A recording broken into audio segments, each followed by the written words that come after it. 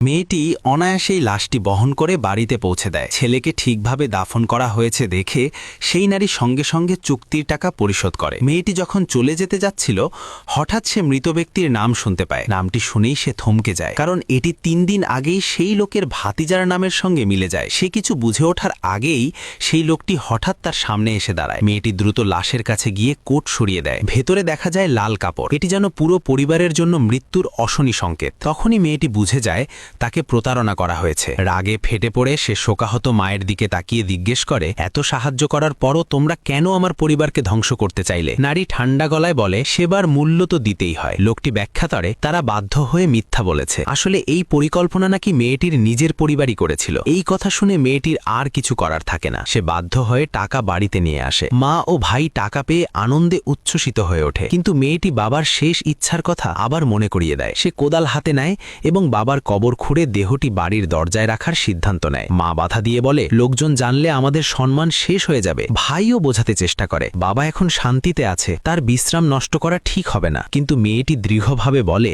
বাবার শেষ কথা না মানলে আমরা কেউই হয়তো আগামী সূর্যোদয় দেখতে পাবো না। মা ও ভাই এটিকে কুসংস্কার বলে উড়িয়ে দেয়। ভাই দায়িত্ব নেওয়ার প্রতিশ্রুতি দেয়, সব ঠিক থাকবে। তবুও মেয়েটি কবর খুঁড়তে চায়। তাকে থামাতে গিয়ে মা প্রায় তার উপর ঝাঁপিয়ে পড়ে। এই আচরণ মেয়েটির কাছে অদ্ভুত লাগে, কারণ সাধারণত মা ও ভাই শুধু টাকার কথাই ভাবত। পরিবার বা সম্মান নিয়ে তাদের কখনো এত মাথা ব্যথা ছিল না। মেয়েটি জানত না তার বাবার কবরের ভেতর লুকিয়ে আছে এক ভয়ঙ্কর গোপন সত্য। এই গোপন রহস্য ঢাকতেই তারা এত জোরে বাধা দিচ্ছিল। প্রবল বিরোধিতার মুখে মেয়েটি শেষ পর্যন্ত কবর খোঁড়া থেকে সরে আসে। সে মনে মনে ভাবে, হয়তো বাবার শেষ কথা শুধু আবেগে বলা ছিল। মেয়েটির হাল ছেড়ে দেওয়া দেখে মা ও ভাই টাকা হাতে নিয়ে কুটিল হাসি হাসতে থাকে। কিন্তু সেদিন রাতেই দরজায় জোরে কড়া নাড়ে কেউ। বিছানায় বসে থাকা মেয়েটির মনে সঙ্গে সঙ্গে অশুভ অনুভূতি হয়। মা ও ভাইও চমকে ওঠে। তারা রেগে গিয়ে বলে, এটা নিশ্চয়ই মেয়েটির সাজানো নাটক। দরজা খুলতেই হঠাৎ করে এক গাদা কাগজি টাকা ঝরে পড়ে। ভাই ভয়ে পিছিয়ে যায়। দরজার বাইরে দাঁড়িয়েছিল এক লাল পোশাক পরা মানুষ, কিন্তু তার কোনো ছায়া নেই। মা বিস্মিত হয়ে জিজ্ঞেস করে, এত রাতে কে দরজায় এসেছে? মেয়েটি ভয়েই জমে যায়, কারণ সে সঙ্গে সঙ্গে বুঝে ফেলে